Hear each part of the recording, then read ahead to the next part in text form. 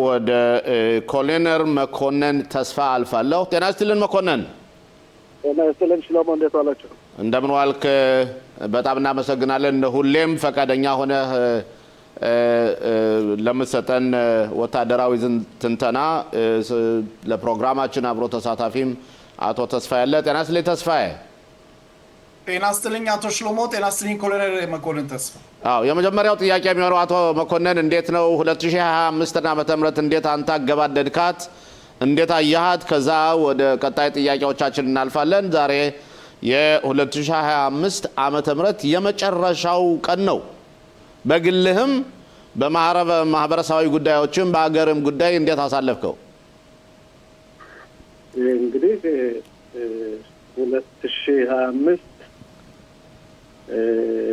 እንደ እስራኤል ህብረተሰብ ፈታኝ ነበር ለሁላችንም። ልጆቻችንም በሚሊዮን ነበሩ። አገሪቱ ትንሽ ጭንቀት ላይ ነበረች። በእግዚአብሔር እርዳታ እንግዲህ በሁሉም ማዕዘን እየተዋጣ ነው መስሎ ይታየኛል። ነገር ግን 2026 የሚመጣው ዓመትም ለኛ ፈታኝ ነው። በብዙ መስኮች ብዙ ፈተናዎች ይኖሩናል። ህብረተሰባዊ እንዲሁም የደህንነቱ በተለይ የሚያሰጋ ነው። ይሁዳ በሸምሮን እንደምታየው ነው። በየዕለቱ ቴሮሪስቶች ለመጉዳት የሚያደርጉት ጥረት ፈታኝ ነው። አዛ ምንም ነገር እስካሁን አልተቋጨም። ይሄም ፈታኝ ነው። ራቅ ብሎም ሊባኖን እንዲሁም በተለይ ኢራን ለእስራኤል ሀገር ፈታኝ ሆና እንደምትመጣ አልጠራጠርም። በተለይ በአሁኑ ሰዓት በኢራን ውስጥ የሚደረገው የኬሚካል ሚሳይሎች ማምረትና የባዮሎጂካል ሁኔታዎች አስጊዎች ናቸው። እንግዲህ እስራኤል እንደ ሀገር አንድነቷን አጠናክራ ልዩነታችን አሳንሰን ካልታገልን በስተቀር ፈተናዎቻችን ዘርፈ ብዙ ናቸው። አንድ ከሆነ እንደምንወጣው አልጠራጠርም። አቶ መኮንን እኛ ኢራንን ደብድበናን፣ እኛ ኢራንን አድክመናን እያልን ስንናገር ኖርንና እንደቆየንና እንደገና አሁን ደግሞ ኢራን ራሷን እያገገመች ነው ብለን እናገራለን። ከዚህ በተጨማሪ ደግሞ በተለይ በዚህ 24 ሰዓት ውስጥ እና 48 ውስጥ የምናየው በኢራን ውስጥ ከፍተኛ የሆነ ሰላማዊ ሰልፍና ጸረ መንግስት እንቅስቃሴ አለ። ይሄስ እንዴት ታየዋለህ? በዛ ውስጥ የኢራን ህዝብ በተለይ ቴህራን ከተማ የሚያደርገውን እንቅስቃሴ ከኢኮኖሚው መውደቅ የተነሳ ነዳጅ እንዲሁም አልባሳት፣ ምግብ እያጠረ ውሃ የሚጠጡት የላቸው። ውሃ በተለይ ያ ጭንቀት ስላላቸው የራሳቸውን ችግር ለመወጣት ነው። ከውጭ ተጽዕኖ ይኖርባቸዋል አይኖርባቸውም፣ ያ ሌላ ጥያቄ ነው። እኛው ትልቁ ደህንነትም በዛ በኩል ትልቅ ተዋጽኦ እያደረገ ይመስለኛል። ኢራን እንደ ሀገር በተደረገባት ሽንፈት በ12 ቀን ሽንፈት እስራኤልን ወይም ያለመችውን ብዙ ጊዜ የምታልመውን ለመበቀል አያቶላው መንግስት ይሄን የህብረተሰቡን ችግር ቸላ ብሎ አግልሎ ኢራን ሂዝባላን በገንዘብ ለመለገስ በወታደራዊ ልምምድ ለመደጎም አልፎም በራሷ ሀገር ውስጥ የምታመርታቸው ነገሮች አዝማሚያው ስታይ ለመበቀል ይመስሎ ይታየኛል። ይህ ነገር እኛን ያሰጋናል ካልክ በትክክል ያሰጋናል። ምክንያቱም አንድ ነገር እንዴት ነው አንድ አውሬ ሲቆስል ነው መፍራት ያለበት።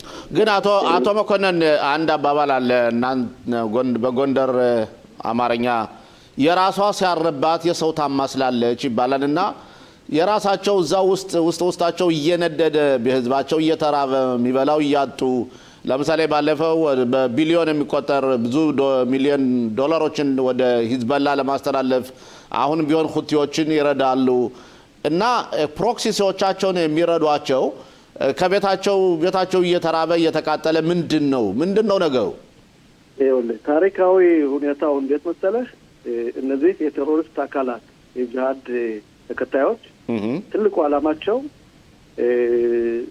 ኢምፔሪያውን ወይም የእስላም ኢምፔሪያን ማስከተል ነው።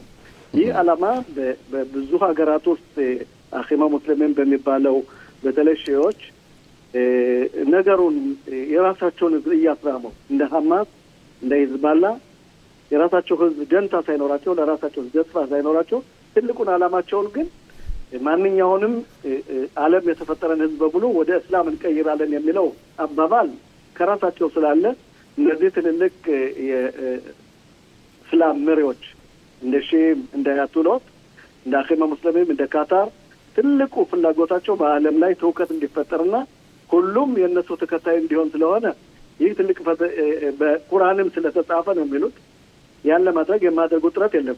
ደንታ ያላቸውም ለህብረተሰቦቻቸው ታውቃለህ።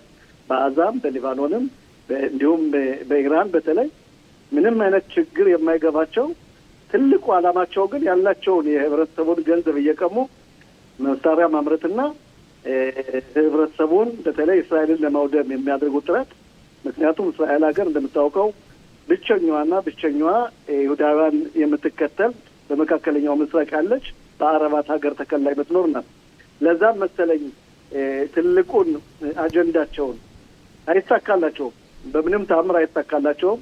እስራኤል እስካለች ድረስ የእስራኤል ህዝብ አንድ እስከሆነ ድረስ የሚሳካ አይመስለኝም። አይሳካላቸውም። ግን ትልቁን ኢላማቸውን ለማስፈጸም የማያደርጉት ጥረት የለም። ይሄም ዞሮ ራሳቸውን ይጎዳቸዋል። እንደምታየው በቴህራን ውስጥ የሚደረገው እንቅስቃሴ ዞሮ መፈንቅለ መንግስት ሊያመጣ ይችላል። ያም ብዙ ሀገራት የሚጠብቁት በተለይ አውሮፓ፣ አሜሪካ፣ እስራኤል በደስታ የምትቀበለው መስሎ ይታየኛል። እኔ የምለው ለኢራን ህዝብ ቀጥሉበት፣ በርቱ፣ ራሳችሁን ከኬላ ወይም እስር ቤት አውጡ፣ ኢኮኖሚያችሁን አሳድጉ፣ የድሮዋን ኢራን መሆን ትችላላችሁ። ያ ከሆነ ዲፕሎማሲያዊ ግንኙነትን በመንግስቶች መካከል የሚፈጠረበትና ኢራን የቴሮሪስት መደብር ሳትሆን መጋቢ ሳትሆን የኢኮኖሚና የሳይንስ ምርመራውን የምትቀጥልበት ዘመን ይምጣልን። ኦኬ፣ አቶ መኮንን ተስፋዬ ለኮሎኔል መኮንን ጥያቄ ካለ? አዎ እንግዲህ በድጋሚ ጤና ይስጥልኝ ኮሎኔል መኮንን። ስለ ኢራን ጉዳይ በሰፊው ገልጸናል። እንግዲህ አሁን ከኢራን የሚወጡ ዘገባዎች በተቃዋሞች ሰልፈኞች ላይ ቶክስ እንደተከፈተና የመጀመሪያው የኢራን ዜጋ በዚህ ቶክስ ላይ እንደሞተ የሚያሳይ ነው። በሌላ በኩል በተለያዩ በኩል ላይ የመንግስት የሆኑ ህንፃዎች ላይም እንደዚህ ተቃዋሚ ሰልፈኞች እንደያዙትና ነገሩ እየተባባሰ እየመጣ መሆኑን የሚያሳዩ መረጃዎች እየወጡ ነው። ይሄ ማለት እንግዲህ ከሰሞኑ ይሄ ያለበት ሁኔታ መንግስት ያለበት ሁኔታ እንግዲህ ከእስራኤል ጋር ያላቸው ውጥረት እየቀነሰ ይሄዳል የሚል ግምት አለ ኮሎኔል? ጥሩ ጥያቄ ነው። በእርግጥ በአሁኑ ሰዓት ቴህራን ተዘግታለች። መግባት መውጣት አይቻልም። የተጨማሪ ኃይል እንዳይገባ ነው የተደረገው። በአያቶላው መፈካ መሽማረት የሚሉት ወታደሮች በየከተማው እየዞሩ እንደዚሁም ህብረተሰቡን እየገደሉ ነው። በግል በጠራራ ፀሐይ ብዙዎች እየተገደሉ ነው። ለዛም ነው ምንድነው ኦጼር የምንለው ወይም ማንም ህብረተሰብ ከቴህራን እንዳይገባ የሚያደርጉት። ብዙ ከተማዎች ወደዛ መግባት አይችሉም። ብዙ ሰዎች መምጣት አይችሉም። ይህ ጉዳይ ነገሩን ሊቀንሰው ይችላል። ቀደም ሲል እንዳልኩት ነው። በህዝቡና በመንግስት በኩል በቴህራን መንግስት በኩል ልዩነት አለ። እነሱ የሚፈልጉት ሌላ ነው። ህብረተሰቡ የሚፈልገው ሌላ ነው። ህብረተሰቡ የሚፈልገው የቴህራን ህዝብ ሰላም ነው፣ ምግብ ነው፣ ውሃ ነው። ጠምቶታል፣ ተርቧል፣ ተቸግሯል፣ ገንዘብ የለውም። $1 ምን ያህል እንደሆነ አይተናል። ስለዚህ ምናልባት ያላቸውን የኒውክሌር ፕሮግራም ይተውታል፣ የሚሳይሉን ማምረት ሌሎችን ያደርጋሉ የሚል በቅርብ ጊዜ የሚታይ መስሎ አይታየኝም። ለእስራኤል የሚገባት ራሷን አዘጋጅታለች። በተለይ ደግሞ አንዳንድ ከባድ ተዋጊ አየሮችን ከአሜሪካ ተቀብላ ቢሆን ቴህራን የራሷ ስራ እንጂ የሌሎች ሀገር ስራ አይደለችም፣ የአውሮፓ አይደለችም፣ ወይም የመካከለኛው ምስራቅ ሳትሆን እስራኤልን ለመጉዳት ስለሚታጣሩ እስራኤል ራሷን መከላከል አለባት። በየትኛው መስጠት የለባትም። ኢራን ይህን ትተዋለች የሚል በዚህ በ26 በሚመጣው ዓመት ይህን ትለውጣለች የሚል ሀሳብም የለኝም፣ መስሎም አይታየኝም። ኦኬ አቶ መኮንን ከአንተ ጋር ነን። አሁን አቶ መኮንን ሌላው ጥያቄ ለአንተ ኤፍ-25ን በተመለከተ 15 ይቅርታ፣ አዲስ ኤፍ-15 እስራኤል ተረክባለች። ካሉን ኤፍ-15ቶች እና ከዚህ ልዩነቱ ምንድን ነው? ሁለቱም ይለያያሉ። አንደኛው ኤፍ-15 የምንለው በተለይ ሶፍትኬት የሆነው ቀላሉ ተዋጊ አየር ነው። ስለዚህ የነዳጅም ቁጠባ ያደርጋል። የበረራ ችሎታውም ከሌሎች ፈጠን ስለሚል የጥገናና የአያያዝ ሁኔታም ዋጋው ስለሚቀንስ ለዛ መስሎ ይታኛል። እስራኤል በአሁኑ ሰዓት ከ25 በላይ ኤፍ-15 የሚባሉ ሶፊስቲኬት የሆነ ተሻሻሉ ካላት ተጨማሪ ገዝታለች። በዚህ አመት በሚቀጥለው አመት ደግሞ በሚቀጥለው ዘመናት 25 ተጨማሪ ትገዛለች። ይህ የሚያሳየው ያለውን አዝማሚያ ነው። ስለዚህ በመካከለኛው ምስራቅ በአሁኑ ሰዓት እንደምታየው እስራኤል ጠንካራ ካልሆነች በስተቀር ዘርፈ ብዙ ችግሮች አሉባት። የአሜሪካን መንግስት ይህን ጠንቅቆ ያውቃል። በነገራችን ላይ እስራኤል በአንዳንድ ቦታዎችም እንደምታውቀው ሶማሌላንድ የሄደችበት ትልቁ ምክንያት ነገሮችን ቀረብ ለማድረግና የኢራን የዝንብ ተላላኪዎች የዝንብ ወተቶች ነው የምትላቸው አንተ እነሱን ቀረብ ለማለት ነው። እስራኤል ምንጊዜ ማስተኛም በደህንነቱም በኩል በሞሳድም ውስጣዊ በደህንነትም በወታደራዊ መረጃ አካላትም የሚደርሷት መረጃዎች ይሄን ስለሚያመለክቱ የተገዙበት ትልቁ ምክንያት ፈጣን ሶፊስቲኬት የሆኑ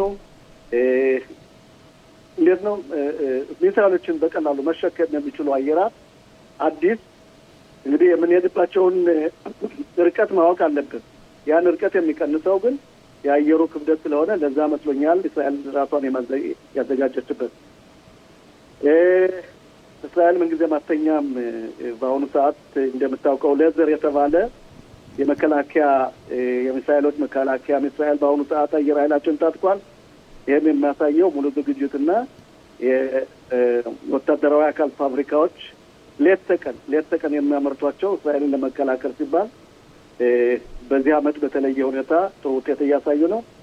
ይሄም ይቀጥላል። በዓለም ላይም የሌዘር የሚባለው የመጀመሪያው ሲፈጠር በራፋኤል በኩል የመጀመሪያው እንደዛ ድርጊት ስለሆነ በዓለም ላይም ድንቅና እየተሰጠው ነው።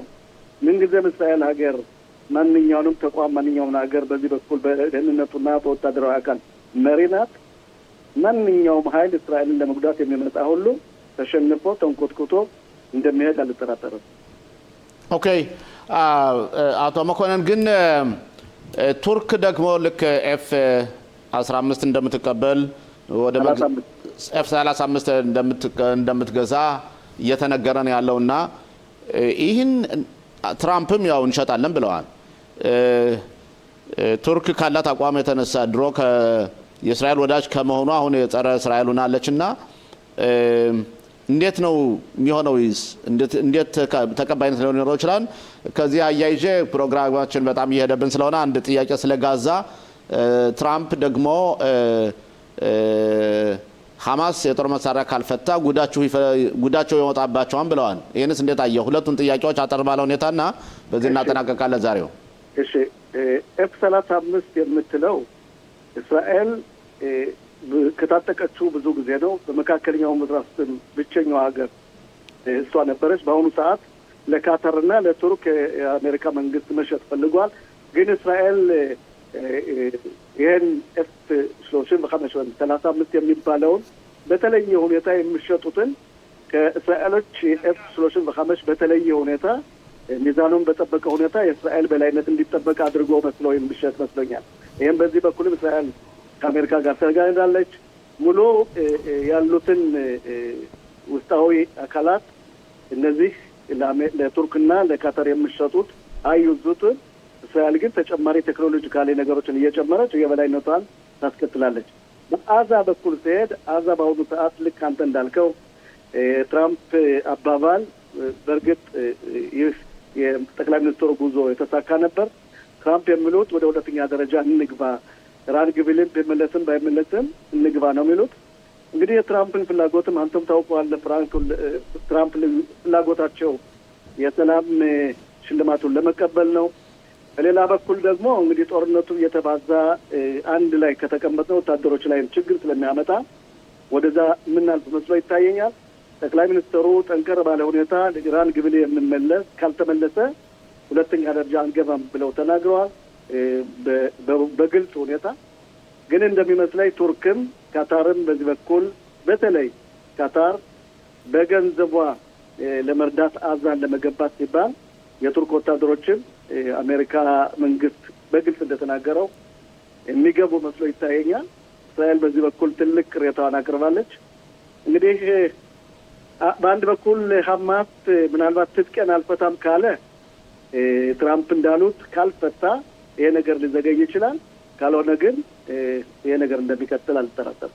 ኦኬ መኮንን ተስፋ በጣም እናመሰግናለን። የሚመጣው 2026 ዓመተ ምህረት የብልጽግና የሰላም ላንተ ለቤተሰቡ የጤና እንዲሆንልህ እየተመኘው ሁሌም ለምትሰጠን ሙያዊ ትንተና እያደነቅን መልካም ቆይታ ላለሁ እናመሰግናለን።